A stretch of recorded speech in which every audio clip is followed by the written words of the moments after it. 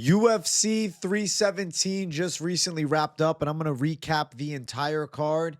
It was the best card of the year, bar none. And I feel like finally the UFC has momentum again. This card felt vintage to me. It reminded me of even a couple years ago, or especially like watching as a kid. The style of fights, the way it was brawls and knockouts and good entertaining back and forths, and like the majority of the fights genuinely being awesome. That's what made us all fans in the first place. And it felt good to have that back. It was also awesome to have Joshua Van cage side watching the flyweight title fight after his win. And then in the main event, having Paddy Pimblett get in the cage and go face to face with Topuria, and Topuria shoves him. It's like that's what made the UFC. And I'm grateful that it all came back. And then we also had some insane knockouts. The card was great. I can't wait to talk about everything. We'll go from first fight of the night all the way up to our banger main event. Let's jump into fight number one. First things first, we got the heavyweights. Jhonata Diniz versus Alvin Hines. It was a pretty good fight to start the card off. I mean, compared to everything else, it was all right. But there was actually some good striking exchanges. Hines has got a block head. He was getting stung up with big shots. Diniz was stopping takedowns. Hines was bleeding. Ultimately, Hines just tough as they come, taking Diniz's best punches, and he's known as a knockout artist. He's a high-level kickboxer, walking through the fire, trying to press him. Didn't have the technical skills nor the wrestling game to win, but was able to win the third round because Diniz was so gassed from just striking Hines up for the first two, and he's so used to just chinning people that the fact that it didn't come is definitely kind of like a what the hell moment for Diniz. And Hines had some success in round three, caught Diniz with a couple of punches. There was nothing like outstanding about this fight, but it was a decent heavyweight striking match. The takedown defense of Diniz looked good. I mean, look at the takedown stats. 1 of 10 was that early takedown from Hines, and then nothing else. Diniz was able to bounce right back up to his feet as we lose the tail of the tape. Yeah, it was an all right way to start the card. Diniz got it done. Hines, toughness for sure. Listen, that's what being a man's all about. Dude, as tough as they come. Respect to Hines. Great chin. Took bombs, 112 shots, all significant, and he's still standing at the end of it. Got wobbled a couple times, but nothing too bad. I respect the man, but it was definitely a Diniz fight. I like that Hines tried to throw up some high kicks at the end of his fight, and if you look at his fight prior to this, he actually got a late high kick KO, so he was trying to maybe replicate some magic. Didn't happen in the UFC. Loses to a superior fighter in Diniz, but definitely I'm thinking Diniz, little overrated. Something I'm telling you, moving forward, I got this little red flag around Diniz. Gas tank's not great. He is a bit hittable. He's clean at striking, but though he comes from the kickboxing background, he's not like amazing at striking. Yeah, keep an eye on Diniz, man. I'm excited to see what his next matchup is. Maybe I'm excited to fade him. Of course, I picked Diniz, as we all did. Next fight, Jacobe Smith versus Niko Price. Now, this was not a fraud checking. This was more of like a, okay, let's chill on the level. Because Jacobe Smith, he's a high caliber prospect, undefeated. Comes into this fight undefeated, comes out undefeated. Started really fast. Blitzes Niko Price, cracks him with a big shot, backs him up, has him towards the cage, gets on top. And like, it looks like Jacobe Smith is going to get like a 1-minute knockout. Like, it looks like the fight is essentially wraps. Does some damage from top position, has some moments of control on the ground to get back to striking. And like round number one, Smith is literally tired as fuck. And Price lands a couple of shots. And then Smith nearly knocks Price out at the end of the round. But Price was still in the fight. And this is like a sloppy brawler in Niko Price, touching up this like fine-tuned high-level athlete. Round number two comes around, and Jacobe Smith finds his footing, able to, get on top, win the grappling exchanges, throw some ground and pound, control the position. Price just holding on from bottom. Had a couple of striking moments, but more just, on the ground for majority of the round and then trying to survive. Ends up getting the back, getting the submission. Fight ends. Jacobe Smith, he delivered us a cringe post-fight. He killed me with the Joe Rogan. First time it was good. I was like, all right, he's excited. I'd be excited too. Second time, all right, okay. Third time, fourth time, fifth time, yeah, minus 1,000 aura on him. That was unfortunate. He was talking about he predicted in his mind before the fight, but didn't tell anybody rear naked choke. I mean, I'm not saying he's lying, but I could see an exaggeration. Either way, he got the submission. He got the win. He's still undefeated, but gas tank woes for sure. He was talking, I'm ready to compete with the top 7 in the world right now. No, he's not. No, he's not. You can't gas out. Like, yeah, he was able to beat a Niko Price, but you can't gas out like that and think that you're ready for these top caliber guys. The best in the game are not going to be fried out like that after a round. Now, I do think a proper level jump for him is a good idea. I think Jacobe Smith has, the makings of a varsity athlete type of thing. I mean, the dude was a high level wrestler. I don't think he's ready for top 15, especially not top 7.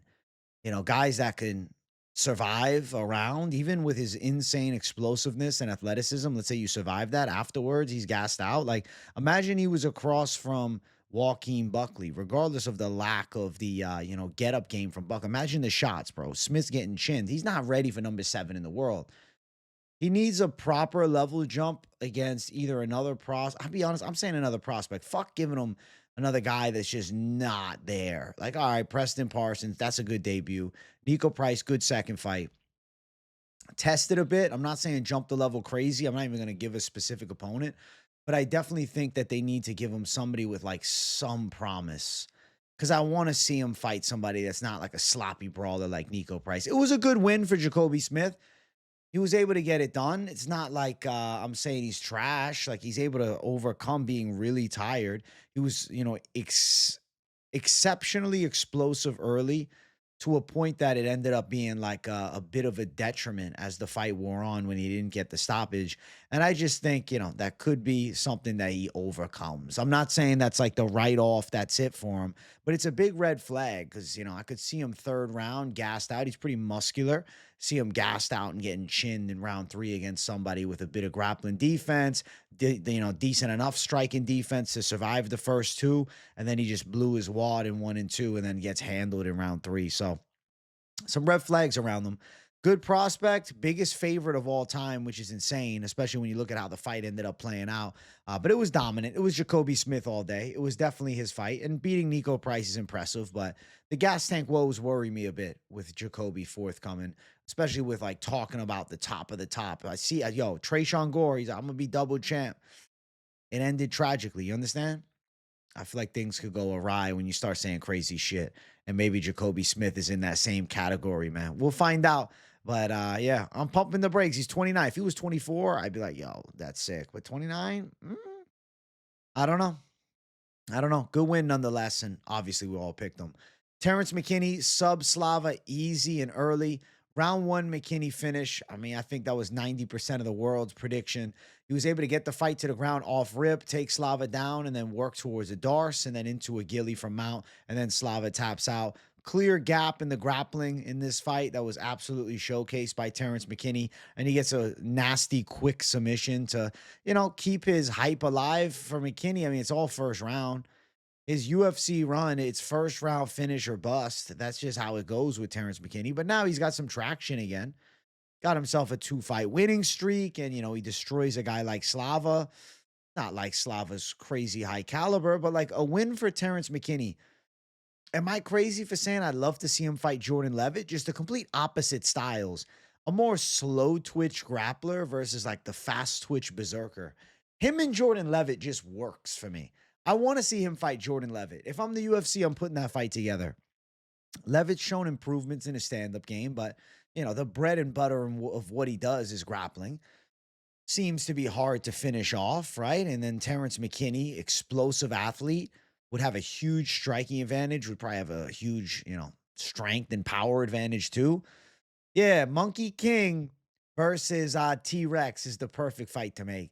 That's what the UFC has to do. Now for Slava, he's probably getting released from the UFC. He's at that point now where it's like, all right, he's 8-6-1. It's just never come together. Grappling is always going to be his weakness. He's lost 3 of his last 4 fights. I think it's probably walking papers time for Slava. I don't know. He's 33. It's like, all right, he's not really going to get any better from here. And it's not like a McKinney loss is awful, but it was so easy for McKinney. He made Slava look like a complete can on the ground and show levels. Good win for McKinney. Let's keep running. Next fight. Tracy Cortez versus Viviane Araujo. Ah, the next one, the ladies went after it, and Tracy Cortez just bodied Araujo. Was able to outstrike her, was able to outgrapple her, outwork her, and just, beat her handily. And then like Araujo at the end of the fight is sitting there complaining. That was cringe to me. Araujo sitting there complaining at the end was so cringe after she got dominated. Tracy looked pretty good. She looked really strong. Her wrestling was on point in the fight. Stand-up was good. I don't know. Araujo just looked like a bum again. She looked good against Corinne Silva, and it was like, yo, Araujo's got something. Oh, man, she's really got this late prime going on. Then it's like, no, she's still kind of scrubbish. But Tracy Cortez is actually good. To be fair, it's like, not just, oh, Araujo's trash. It's no, Tracy Cortez is pretty good. Now, I feel like she was ranked down at number 10. She beats the number 8 girl in Araujo. I don't know. I mean, Macy Barber versus Tracy Cortez kind of seems perfect to me. If I'm the UFC, I don't think Barber is getting any favors after pulling out of the fight right before it was meant to happen against Erin Blanchfield. So I think if I'm the UFC, I'm going to put together Macy Barber versus Tracy Cortez, and they'll probably do it as a main event for a fight night card at the Apex, which is terrible. I hope that's not the case. I really hope that's not the fucking case, but it might be. And if it is what it is. But yeah, I don't really want to see that. Cortez looked better. This is a performance where Cortez proved himself to me. I'll be honest, terrible pick on Araujo for me. This is my worst pick of the night. One of the two. I only lost 2 picks on the night. This was the worst pick for me. It was Araujo's blind faith that she would actually like show skills. I mean, she showed a little bit early, had the back of Cortez. She looked all right early in round 1, but then fell apart and was like uninspired and like not throwing shots around through. It was just terrible. Good win for Tracy Cortez, though. It was a good performance. I don't want to make this all about the bashing of Araujo. Cortez looked pretty good. Next fight. Hyder Amil, Jose Delgado. Did I not tell you? Did I not tell the masses? Hyder Amil was the people's underdog this week. Everybody was picking him on Tapology. And I was like, nah, it's a trap. Why is the line not moving? He's still a dog, and he got knocked out in 26 seconds. Perfect knee in the clinch. Down goes Amil, little ground and pound in its wraps. Delgado is a terrifying striker, and it was faster than even you'd expect. Like, I thought he was live for a finish for sure. And I said, like, Amil is going to run into somebody who's going to be able to bully him back. And that's exactly what Jose Delgado did. He bullied him back, and he violently stopped him. What was really weird to me, though, is the post-fight call-out. I'm like, why is Jose Delgado calling out Gomez, who lost to Amil? That fight just didn't make any sense to me. I mean, sure, if the UFC wants to put it together, I guess, battle of strikers. But I don't really get it. You just beat the guy that beat him, and you beat him in 26 seconds. Like, you think you'd call out somebody else. I don't know. I guess it's good he had a name. It's good to be specific and make that set call-out, but William Gomez fight at Noche UFC, I was just thrown off. I'm like, of all the people he was going to call out, William Gomez would not have been on my bingo card of like, yeah, I think that's the fight for him. I mean, William Gomez, somehow Tapology has him ranked at 28, and Amil was at 26. What the fuck? Wow, he wants to jump up. I don't know, man. Coming off a knockout like that, maybe I'm reaching a bit, but would it be crazy if like Delgado would have made like a ballsy call out? He's like, yeah, give me Melky Costos on a 4-fight win streak. Now, I guess they wouldn't do it. But Gomez, though, like not a needle mover to me. Looking at the division, Mohamed Naimov, that would make more sense. Delgado Naimov makes more sense. Even Delgado taking on somebody like Fernando Padilla, who's coming off of a loss, seems to make more sense. Even Delgado versus Ricardo Ramos makes more sense. That Gomez fight just really doesn't get me excited, but I'll gladly watch it. And with Delgado, fireworks are definitely a possibility. He's a dynamic striker who can do it all pretty well. And yeah, he proved it, man. I said, I don't like no 35-year-old prospects in a mill. And look at that. Delgado knocks him out in 26 fucking seconds with a violent knee, little ground and pound, call it wraps. Delgado's a problem, and he's a Benson Henderson prospect, which I like. It's cool to see Bendo out there in the corners and shit. Good performance for Delgado. Easy work. And he fraud checked the guy that was just way overrated by the people, man. I think you guys be careful with those traps, those trap underdogs that everybody's on. It was a death trap. Delgado's dynamic as fuck. And yeah, violent win, man. Next fight, Gregory Rodrigues versus Jack Hermansson. So honestly, early in round one, Jack Hermansson's striking was effective. Jack Hermansson had RoboCop busted up and bleeding, and like Jack Hermansson actually was looking pretty good in the stand-up until he got caught by a thunderous punch and separated from consciousness with one hook. Until it was just at the end of the round, caught with his eyes closed by the left hook too, and he just went flat out on his back, and then the referee like slowly stops the fight and RoboCop drops the jackhammer hammer fist on him. And Jack Hermansson is literally down on the ground for a good 3-ish minutes. It was actually quite terrifying. I was very scared for him. I was like thinking to myself, I'm like, oh my God. I was like, holy hell. I'm like, this is trouble. I was thinking to myself, I'm like, yo, is this going to be that day where the bad shit happens that we all don't want? Thank God it's not. And they say Hermansson's okay, but he was separated from consciousness in about as, most violent of a fashion as you can be separated from consciousness. Oh my God. The knockout for RoboCop sent shockwaves through the arena. And it was awesome. It's like, okay, RoboCop, that's the win you needed. And I actually love the idea of RoboCop versus the winner of Roman Kopylov versus Paulo Costa. That just seems like a perfect fight to make. Yes, RoboCop lost to Jared Cannonier, but Cannonier is of the better tier of the middleweights. I feel like Paulo Costa, Roman Kopylov are bottom end of the top 15. And I think that RoboCop should be matched up against somebody at the bottom of the top 15 as opposed to fighting, a Cannonier who's been a staple of like the top 7, top 10 for years now. RoboCop's knockout was scary. This is one of those knocks like, yo, we want to watch more RoboCop. Feed me more RoboCop. Now, Hermansson, he ain't fought in a year and 4 months. He probably ain't fighting for a while. Hermansson might call it a career. I don't know. Coming back from a KO like that, I don't know. He's got to chill for a bit. Maybe he fights like the Marco Tulio Michel Pereira loser. I don't know what they do. That knockout was really bad. That was one of those like scary bad knockouts. Another option for RoboCop, maybe they go Joe Pyfer, but I don't know, dude. Joe Pyfer, he's looking at that. Like, hey, let me fight somebody else. I just beat Kelvin Gaston by a decision. I get it though. RoboCop's chin is a little bit sus. But on the flip side, I could see RoboCop destroying Pyfer with a big punch.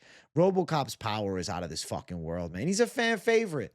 He's a fan favorite. He's fun to watch. He plods forward. He eventually finds his range. He's a little bit more patient these days. And when he fucking lands, oh my God, the impact is terrifying. Sick KO of Jack Hermansson.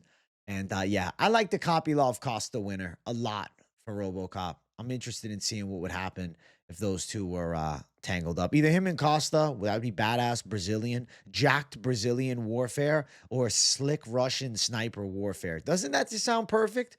And the timelines work out because they're fighting in July. They were supposed to be fighting on this card. They're fighting in July. Perfection. Gregory Rodrigues, badass win, and got himself a performance of the night bonus. Yeah, he better have. Let's jump to the main card. Payton Talbott, Felipe Lima. Hey, Payton Talbott did the thing. Payton Talbott pulled it off. He was able to find a way. He showed improved takedown defense. He was only taken down 3 times out of 15 attempts. He was able to reverse positions on Felipe Lima, out-grapple Felipe Lima in moments, and end up in top position a lot. And also land cleaner shots on the feet. He got caught too, though. Like, he got touched a few times, but he was sharper with his straights. He was more accurate, and he was kind of like forcing Lima backwards. It was the Talbot breakthrough performance. It not only keeps his career alive, but he just knocked down a legit prospect who was 2-0 in the UFC. Payton Talbot looked really good. And this was my second loss of the card, the only one of the two. Payton Talbot with long hair is different, bro. When he shaved his head, he loses it all. I was thinking to myself, yo, imagine you fought Barcelos with the flow. I think Barcelos is going down. What Talbot just did is he like kept his career in a good spot. Is it crazy that I'm like, how long does he need off? Because like I kind of want to see him fight Cody Garbrandt. He called out Adrian Yanez, and I think that's an awesome fight because that's a good battle of strikers. But it would be cool to have like a Talbot highlight reel win over Cody Garbrandt on his resume. Not an awful idea. I do think Talbot's frame is a big problem still in the bantamweight division. And now with improved grappling skills, and let's say he doesn't fight for another few months, I'm assuming they keep getting better and better. But he's a problem. He's a problem at 135 pounds. I want to see a lot more. And he definitely saved his career with this one. 26-year-old Savage. I like the Yanez call out. I actually really like the Yanez fight. I think that could be a certified striking back and forth banger. And Talbot, I think he wants to fight somebody that isn't going to be shooting 15 takedowns on him. He showed improved grappling defense, but I think he wants to go out there and fight someone that he's going to be able to get his hands going with. And I think the perfect fight would be a Yanez fight. And I think the UFC is going to be down with it. Really good grappling improvements, though. Strength physically, more jacked than ever before. Reversing of positions, takedown defense, scrambling on the ground, awareness of takedowns, range management. This was like a more mature Payton Talbot. He said himself, he really become a fighter after coming back from a loss. You know what? He proved it, man. He proved it. And this was the big spot for him. On a pay-per-view, getting the hype back on him. And I won't lie to you, I'm excited for Payton Talbot again. Seem to have really shown levels, and beating Felipe Lima is no easy task. He's a blue chip prospect too, but Talbot was better. And yeah, I'm looking forward to it, man. More Payton Talbot. I like a striking fight for him though. Let's see the hands flowing against Adrian Yanez. With his straight shots, man, we've seen Yanez struggle. Even Randy Costa busted Yanez up. I could see Talbot giving him a lot of problems with straight punches. I like the Talbot Yanez fight. I'm with it. And I think that the UFC heard that and they thought, we like that too. Let's see if Yanez accepts. Lima, I definitely could see him coming back. He's a little more average with grappling than anticipated, though. He looked like more of a beast fighting against Johns and fighting at 145 against Naimov too. But at 35 as well, like he got out-muscled by Payton Talbot. Very interesting. Great performance for Payton Talbot. Respectable win for sure. Next fight on the card, Beneil Dariush. Sinayo Dariush. Moicano wants money, motherfucker. No, I told you, this is not the Moicano that wants the money. It's the Moicanos that's got the money. You already made it, man. And it's a Beneil Dariush that is inspired by the fire, the Lord living within. Understand me? He's inspired by God. That's what he said in the post-fight. He said God is inside of him, telling him, do this. And I respect that. I respect that. I really think he feels called to fight. And, he's always evangelizing in Jesus' name. So respect to him. God bless him. I like Dariush, man. I picked him here. In a hard-fought fight against Moicano, he found the way. Got dropped in round one with a big straight, but before then, he was looking vintage.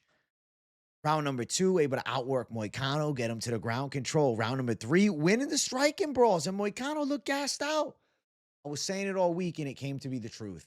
Moicano, without a jiu-jitsu/wrestling advantage, the grappling edge not being in his favor, he doesn't have the stand-up for it. Sure, he landed one big shot in round one, but Dariush recovered quick. And Dariush outstruck him too. Out-grappled him, outstruck him, and showed him levels, man. Moicano, he had the big dream chance. He fought Makhachev. He made his bank. And then Dariush handled him. People forget Dariush was like a terrifying contender for a while that was on an absolute tear. They just look at the terrible knockout losses to Oliveira and Sarukian, and it's like they just start to write them off. No. Dariush is high-level jiu-jitsu, good brawling southpaw, well-rounded. Wrestling is really strong, and he showed it against Renato Moicano, winning the grappling exchanges, winning some key striking exchanges, lugging some big overhand shots, shooting for, the head and arm, controlling the position from half guard. It was great stuff, trying to take the back of Moicano on multiple instances. Beneil Dariush showed out 5 of 5 on takedowns. He was hitting those takedowns like it was his job, and it was his damn job, and he did the job. Respect to Benny Dariush. Now, I thought he was going to retire. That's the rumblings I was hearing. But he had a good performance and definitely no retirement for Benny Dariush. Where does he go from here? It's a weird place to be in because it's definitely not title picture, but you just beat Money Moicano. Are they going to attempt to build a prospect off of him? Are they going to try to have him fight somebody like a Grant Dawson who's surging up the ranks? Or are they going to give him a fun striker like Fiziev and put Fiziev to the test with the grappling threat? Are they going to give him a Benoit? Like, genuinely, matchup next for Benny Dariush is tricky. Like, in a perfect world, I'd kind of be down to watch him fight Michael Chandler, but I doubt that happens. Maybe it's even more likely we get Money Moicano versus Chandler at this point. That's not a terrible idea.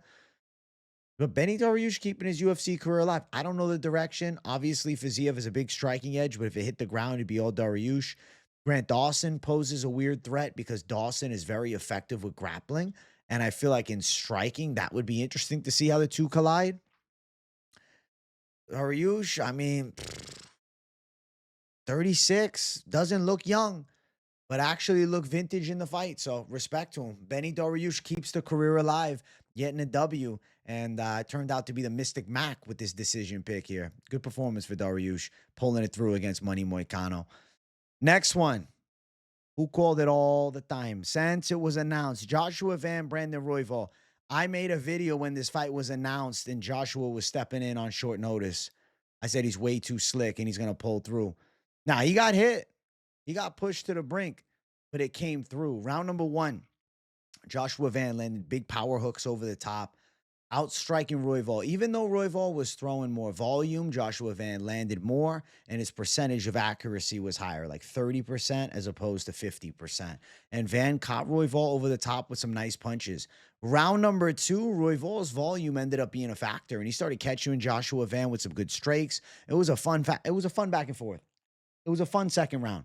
It was a second round that there was big moments for Royval where Van was touching. You know, Van was throwing heat back, too. He was cracking, but I did score round number 2 for Royval.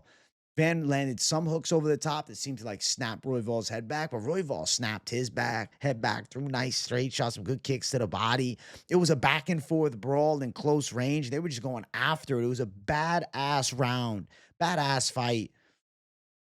Round number 3, the war continues, and Van, he's finding his range, cleaner shots on the feet. Royval's firing a lot back, but Van's just landing cleaner and he's landing harder. And he's just more effective throughout with his boxing. When they'd get in the tie clinch and Royval would try to rip knees, Van's just ripping heavy hooks to the body and head. Nasty punches in close. Good shots over the top, knocking Royval off balance. And then he wins the fight with the big punch over the top. Down goes Royval at the end of round 3 as they're brawling, throwing chaos, and then ground and pound shots. Royval is pretty much gone at this point. Round ends, saved by the bell. Joshua Van, he did work in this fight. Joshua Van was it. Yes, I'm patting myself on the back. Yes, I'm flexing the W because, man, I believe it. I believe I'm a Joshua Van's witness. This year is crazy for him. 5-fight winning streak. 2025. 2024, like coming over, but this has been his year. 2025 has been the year of Joshua Van. Fought at UFC 316, got a badass performance against Bruno Silva where he showed a way quicker start than ever before. Takes on the top contender at flyweight on short notice at 317, goes out there and outdogs him in a back and forth war and the fight of the night for the card too. And now he's the number 1 contender. Set in stone. 23-year-old. My God, I love it. Joshua Van's a special breed. His striking is phenomenal. He's a great brawler. He's got a great gas tank. He never quits on himself. He keeps coming. Oh, my God, it was sensational. Joshua Van bursting on the scene seriously here with the biggest win of his life against Royval, going from being ranked number 11, number 10, to now the number 1 guy in the weight class and beating him in a war like this. It couldn't have been written better in a fucking storybook, dude. It couldn't have been wrote in better in a movie, man. This was some badassery. Joshua Van is that problem. Joshua Van's been training 5 years. He's got Myanmar blood. If you guys don't know what Lethwei is, they're fighters in that country, man. Myanmar, they're fighters. They're hard. And fucking Lethwei is terrifying, bro. That's a badass combat sport. Bare knuckle Muay Thai with headbutts. You know, shots to the back of the head illegal there. Okay, you understand the savagery over there? Joshua Van is seriously special and has an amazing career ahead of him. 15-2, 23 years old, fight of the night performance, short notice spot, biggest win of his life. Takes out Brandon Royval, who beat Brandon Moreno, a legend of flyweight, and beat Tatsuro Taira, who was really that prospect that everybody was thinking was going to surge to the top. But I picked Royval as a big dog there. And people were thinking I was crazy. Pick Van here, and people were so shocked by my confidence. I put him in the Lock City parlay. I put him as the underdog with, the obviously two-leg parlay underdog status. With the Lock City parlay, the lock was Van. Van and one more. We'll talk about the one more when we get there. It was sensational. And he was cage side for the co-main event, and he's obviously fighting the winner of the co-main event, which we'll get to in a second. But for Brandon Royval, who's awesome still, and even though he lost this fight, it's not like the stock took a nosedive. He finds himself in an interesting spot. Is the Manel Cop fight ever destined to happen? I'd be very down to watch it. I'd be very intrigued by the matchup.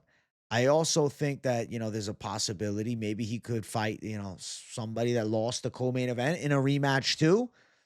That's a possibility as well, but definitely a high caliber fight next. Do not penalize Brandon Royval for saying yes to a massive, opportunity like this against a guy in short notice that's damn hard to prepare for because he's a combination puncher of the new generation. Incredible. Joshua Van was incredible. Simply put, Joshua Van, incredible. I'm so happy. I'm so happy as a fan of him. He's great. Like, yeah, he got caught a bit, but I thought 29-28 was the right scorecard, by the way. First and third round. Yes, he got caught a bit, but he showed a good chin. He showed defensive ability. Obviously, he had big success offensively. Crazy strike numbers between the two. Breaks the record, like 6 of his 9 UFC fights having over like 100-something significant strikes. Joshua Van is that guy. And now he's fighting for the belt. I love it. Let's get to the co-main event. We're talking about flyweight. Let's talk about the championship fight. Alexandre Pantoja absolutely destroyed Kai Kara-France. This was a dominant display, and Kai did very little in this fight. Round number 1 was essentially just a grapple fucking, but not just a grapple fucking. Pantoja was able to get the takedown off of a big blitz with his hooks and then able to get Kai to the ground, lock up the body triangle, try and threaten with the choke. Ultimately, nothing was there, but he just dominated the whole round and was trying to crank the face at the end. All day, Pantoja round 1. Round number 2, more pressure from Pantoja, some striking from Kai, but Pantoja had Kai really off balance and like terrified of the takedowns. Pantoja able to win the battle of round 2, get the fight to the ground a bit. Kai able to escape position, get up. Pantoja still throwing heat, and like the commentary starts talking about Pantoja as if like they forget that this is how Pantoja always looks. He looks lethargic at times in fights, but he always finds ways to land and be successful. Like people think, oh, he's tired. It's just Pantoja. He's a little like unorthodox, looks sloppy at times, but it works. It works. And he wins round 2. He's up 2-0. Round number 3, more of the same. Good shots from Pantoja. Kai throws a couple, but nothing there. Pantoja gets him down, takes the back, strangles the fuck out of him. Strangles the fuck out of him. And it was wraps. Kai was done for. You could feel it in round number 3 as Pantoja got him down again. Kai's like, yo, I can't deal with this animal. I can't deal with this relentless pressure grappler who can do it all well. And Pantoja defends the belt for the 4th time. He gets a submission win in the 3rd round, which I think was like hyper impressive. Kai, quick tap, and it's wraps. He's still 1-2 in his last 3 coming in. Now he's 1-3 in his last 4 coming in. And yeah, Pantoja is going to run him over. This is the new look Pantoja. Steve Erceg had a miracle performance to make that fight close. Pantoja is way better than he showed there. And now Alexandre Pantoja has a new face for a challenge, which I really love. Joshua Van was watching cage side. They brought him in the cage after. They had a lot of respect for one another, but they faced off. Oh my God. The Alexandre Pantoja Joshua Van fight is crazy because I really now respect Pantoja's abilities more than ever before. He's won 8 fights in a row. He seemed to have just reached a new level. The thing is, though, Joshua Van's grappling defense is pretty good. But now you got a guy who's training 5 years versus a lifetime grappler, martial artist that started with jiu-jitsu versus a guy that just started wrestling a few camps ago, you know? It's insane, the fight that we have. But on the feet, I do think Joshua Van will find success. The worry is, though, Pantoja gets everybody down. He can take pretty much everybody's back, and he's live to submit anyone. I'm thinking about the fight, and I'm like, yo, Pantoja is so relentless, but Joshua Van's hands are a big factor. And I really think he's going to be able to get a lot of head strikes off on Pantoja. It's going to come down to how is his grappling defense holding up against a guy of Pantoja's magnitude. If it holds up, which it definitely possibly could, in striking, he's going to beat Pantoja. Now, Pantoja got an iron chin, not going to be easy to put away, but I don't think Van has cardio issues, though. Round number 3, he was the one throwing hammers at Royval, a guy who's gone 5 rounds numerous times. Wow.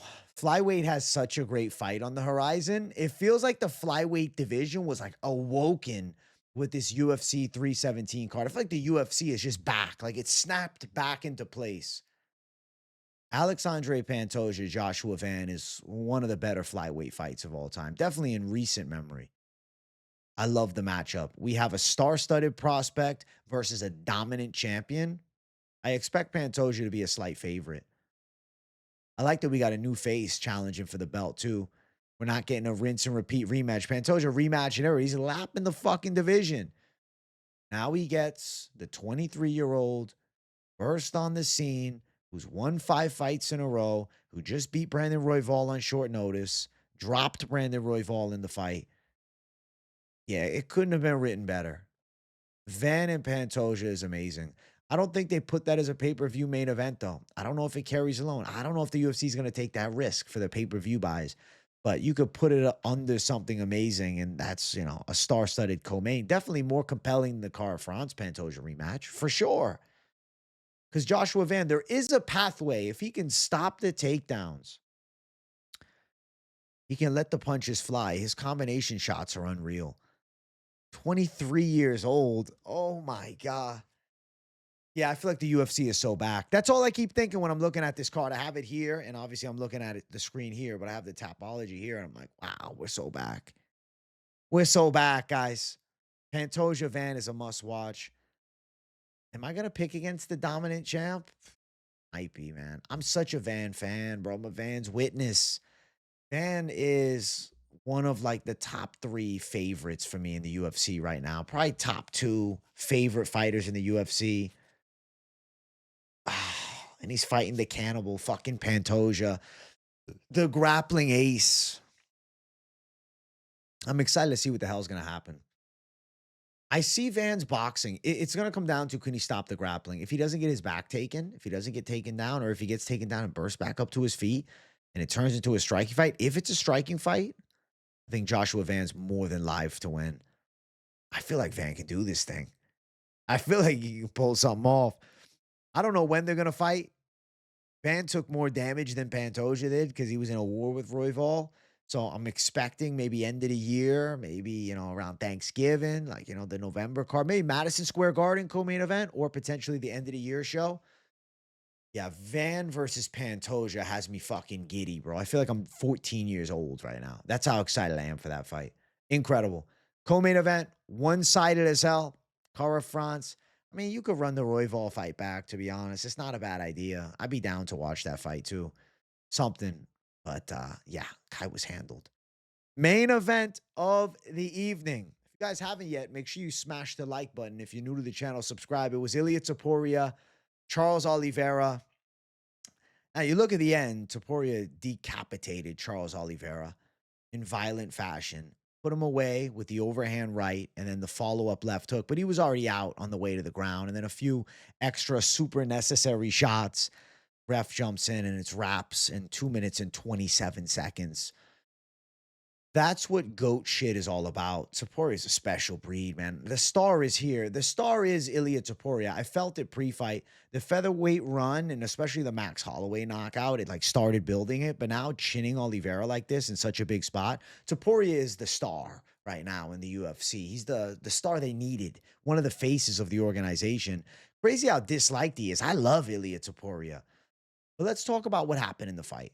Early on, Oliveira closed the gap, blitzed, landed a big shot on the feet, had Topuria in like a weird position, striking. They engaged in grappling. Oliveira tried to get him to the ground. And then Topuria reverses position against the cage, gets Oliveira down, passes and gets to a crucifix position. Ultimately, a scramble, some shots from Topuria on top. Blood's coming from Oliveira's eye. There was actually a weird cut above, I believe, Topuria's left knee, if I'm not mistaken. And then they get back to the feet. Topuria is throwing some kicks at the legs. They get back to striking, and then it's wraps. That's about it. Oliveira had a decent enough moment early, but then he's caught with a big shot and he's just flattened. There's unreal punch power on Ilia Topuria's side because he has the most precise punching in the UFC right now. He's talking about he's the leader of the new generation. He really is. Like Jack Della's another new generation guy, but Topuria is better. Joshua Van, another new generation guy, but Topuria's pop is different. His well-versed game is different. I think Ilia Topuria is one of the most special fighters of UFC history all time. I was like thinking about it in my head. I'm like, yo, I think Topuria chins Habib. I think Topuria breaks McGregor, a prime McGregor too. I love the idea of Ilia Topuria versus any of the top contenders at 155. I love to see him humble Sarukian. But after the fight, Topuria made a very specific call out. He called the name. Well, he talked a little shit about Sarukian, but then the Paddy Pimblett name came in. And then they let Paddy Pimblett into the cage for a face-off. They were jobbing back and forth at one another. Fight is sold right there. And then Topuria shoves him to make it even better. That's going to be used in a ton of pre-fight promo. That's the fight. It's made. The beef that they had, hand sanitizer boy, Topuria getting the, hand sanitizer bottle pelted at his head from an angry Paddy Pimblett a couple of years ago. And now Topuria becoming a two-weight world champion and Paddy Pimblett coming off the biggest win of his life, finishing Michael Chandler. Listen, Oliveira got a title shot after a Michael Chandler win. Does Paddy too? The name and the beef carries. Now, after the fight, after the card, Dana White was at the presser saying that that wasn't supposed to happen. He wasn't happy that they let Paddy in the cage. I kind of thought, I call bullshit on this. I think he's so happy. Like, why would he not be happy? They just sold a fight. They just sold the pay-per-view main event to millions around the world. I'm not saying maybe 1 million people bought the pay-per-view, but millions are going to see the clip. More than millions. Tens of millions, hundreds of millions. And I think that Topuria Pimblett fight, because the beef runs so deep, is the one they're going to go towards. I think Topuria is a superstar. And I think superstars get the superstar treatment with the matchups. He calls the name of Paddy. Paddy and him have previous beef. I think it's the fight to make. Now, obviously, Sarukian would be a great test. Sarukian's on a tear, but he pulled out of the Makhachev fight. He weighed in as a replacement here, thinking that he's next in line, but I think they're going to make him fight somebody like a Dan Hooker. We've seen that before. Or maybe even a Gaethje. Gaethje was cage side, hoping he'd get a chance. Gaethje's not getting the title shot. He's going to need another one. I think Topuria versus Paddy Pimblett is the direction the UFC goes down, because the hype on that fight, regardless of, who's the top contender, it's not clear-cut Sarukian. Close split decision with Oliveira in a fight that I actually thought he lost at the time. Even Rogan said it, and that's one thing I agree with Rogan. Like, there was tight submission attempts from Oliveira. And then on the other side, it's Gaethje, who beat Fiziev. Good performance, but fight before that, Holloway starched him. It's almost more compelling, like if it was just a random call, like if Poirier chinned Max Holloway and called out Topuria, it would be almost more realistic. Obviously, it's the retirement fight for Poirier. I don't think he does that, but you got to think in the back of his mind, if he goes out there and starches Max Holloway, he might even try to put his name in the hat for this fight and rethink that retirement. I wouldn't be shocked with a retirement rethinking with a chance like this. But I feel like the UFC goes to Topuria Pimblett. I feel like they have to now after bringing him into the cage. That beef was already there, but they stirred that beef more. The pot is heating up. And I think you capitalize on momentum. The UFC's always done that. You capitalize on momentum. And that's what they're going to do. Now, Topuria, let me capitalize on momentum for a second. Topuria, Van, plus 126 Lock City parlay. Undefeated on the lock section from this month of June. All right? All plus money. No chalky shit. Savage underdog locks. Really, they're all savage underdog locks, but two-leg parlays or just straight underdog money lines.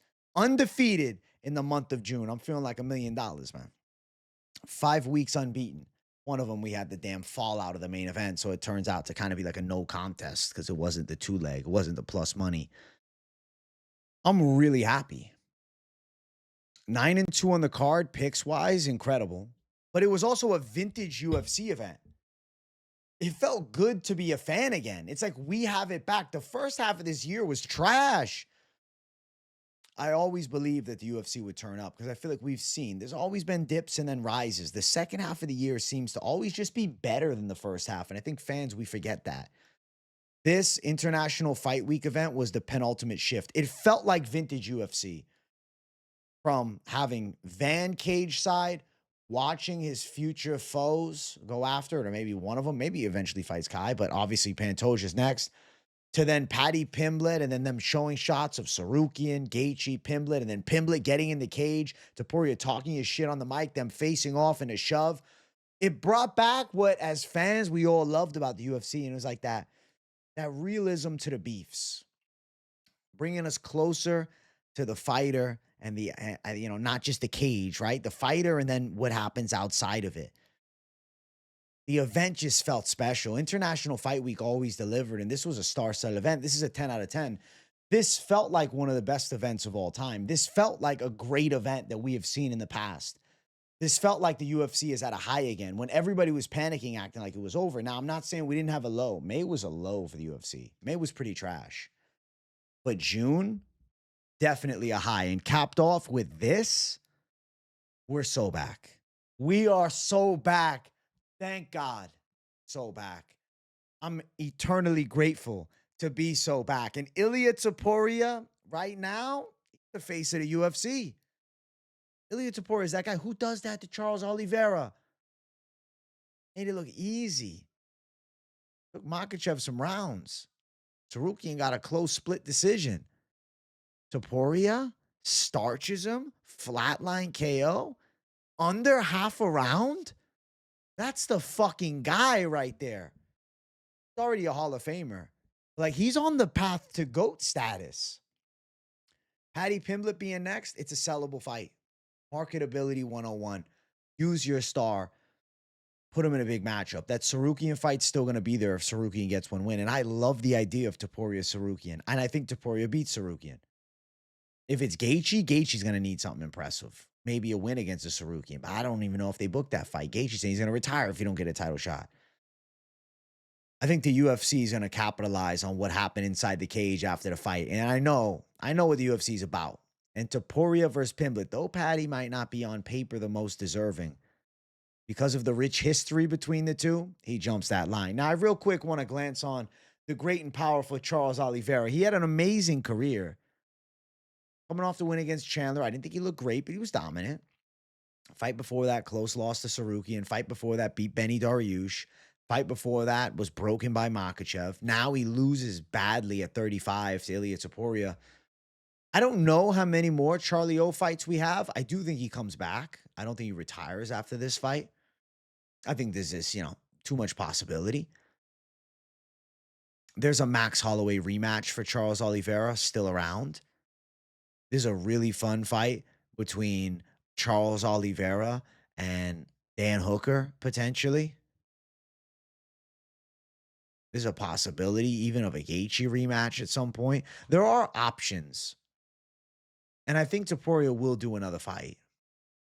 I don't think it's game, set, match. Even there's Mateusz Gamrot, who looked vintage recently and put up a great performance against Ludovic Klein.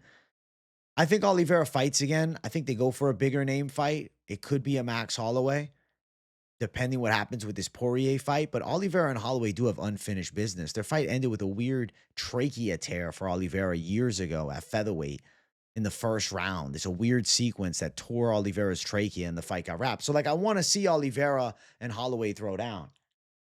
I'm very intrigued at what would happen, but granted, Holloway does seem like closer to prime than Oliveira, especially after taking a bad loss like this. Both of them bad losses, though. Holloway was just violently chinned by Topuria. Let's see what he turns up against Poirier. But if he loses to Poirier, Holloway-Oliveira becomes even more compelling. I like that idea for Oliveira. Yeah, Topuria, the world is his fucking oyster, man. Single-handedly becoming the face of the UFC. I think so.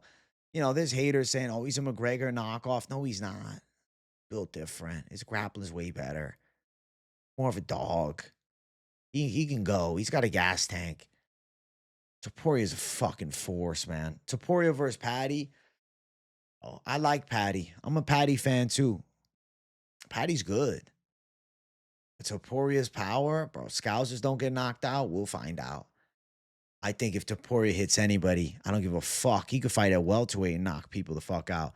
The Makhachev Topuria fight, obviously, we all love that idea.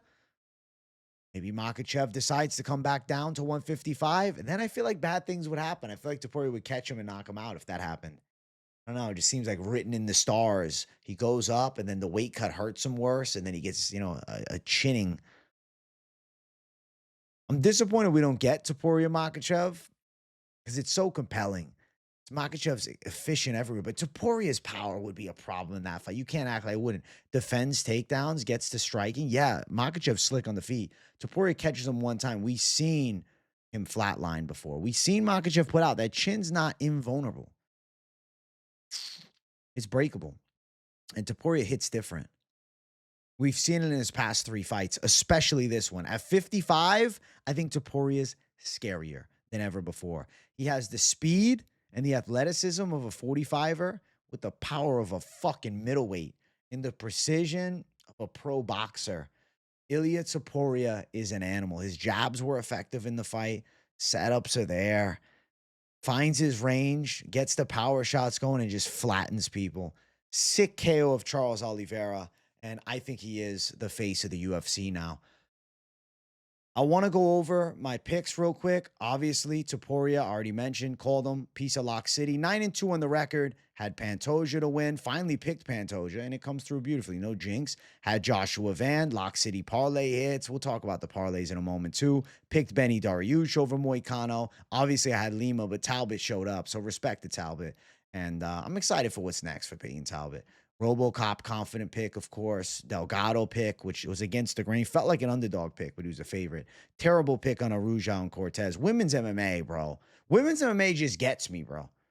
Fucking randomness. And you know what? I should have just went, go Tracy. Go with the favorite. This one, she's younger. She should win, but it is what it is. McKinney over Slava round 1, of course. Smith over Price, of course. And Diniz over Alvin Hines, of course. But Hines made it more close than most of us expected.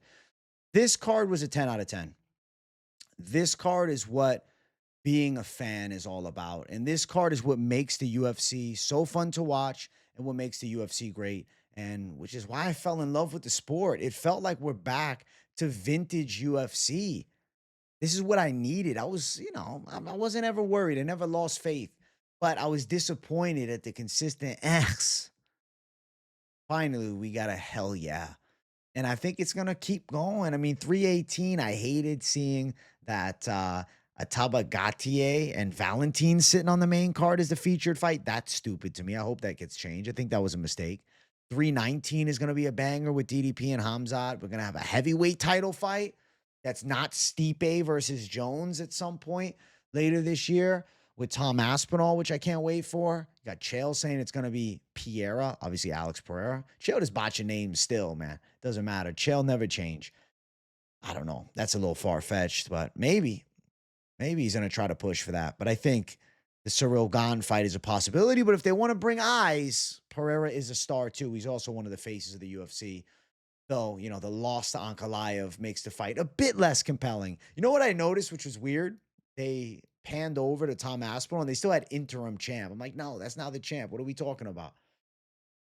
Yeah, they kind of fumbled on that one. And they didn't do any presentation for Aspinall this week. Like, they should have done like a ceremony. They should have brought him to the presser or something. I don't know. Aspinall should have been given just a bit more from the UFC, being, their now undisputed heavyweight champ, just to let everybody know, like, yo, that's the undisputed champ. But they still fumbling on the damn monitor. They had interim champ still, even though Jones retired. I don't know. Is what it is. Card was amazing. The UFC is back. This was a goated card. This is what it's all about as a fight fan. And I think the second half of 2025 is going to bring some nostalgia. It's going to feel like it's the UFC again. Finally, thank God, we needed it. Thank you guys for tuning in throughout the week. I've had a ton of content all week. I've been on every single day, since the UFC marathon commenced. I am going on vacation. Actually, I have a flight in 5 hours. Your boy's getting on a flight. He's going on a vacation, and he's enjoying himself. So the posting schedule going to be a bit different this week. There's no fights this week, so no full card predictions later today, Sunday. No live stream later today. I'm going to chill. Probably no live stream. No, definitely no live stream Monday. I'm going to chill. No money line this week. Bringing money line back next week, Tuesday.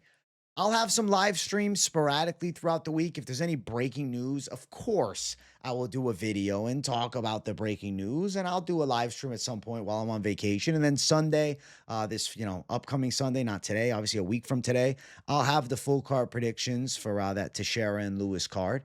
I'll have them from the road, on the road. Jay, I'll be back Monday, but in the evening hours. So I'll be back in studio Tuesday with the per usual content, the daily double live streams, the daily content and more. But I'm going to put my feet up and relax a little bit. I went undefeated, all right, on the locks for June and all plus money.